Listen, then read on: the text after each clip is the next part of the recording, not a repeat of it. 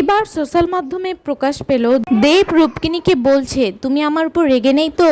প্রায় 10 বছর পর এবার দেব আর শুভশ্রী এক মঞ্চে একসাথে নেচে গিয়ে পুরা মঞ্চ মাতিয়ে দিয়েছে। তাহলে কি সত্যি রূপকিনী এ কারণেই রাগ করেছে? দর্শকের কাছে কোন জুটি বেশি প্রিয়, দেব রূপকিনীর নাকি দেব শুভশ্রী? দেব ও রূপকিনীর কিডন্যাপ ছবিটি প্রায় 6 বছর আগে প্রকাশ পেয়েছে। ইউটিউবে এই ছবিটির ভিউজ সংখ্যা রয়েছে 76 মিলিয়ন প্লাস।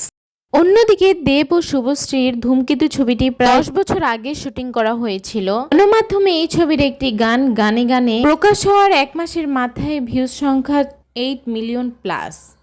দেব ও রূপকিনীর আরও একটি গান আমি তোমাকে ভালোবাসি 6 বছরে এই গানটির ভিউজ দাঁড়িয়েছে 85 মিলিয়ন।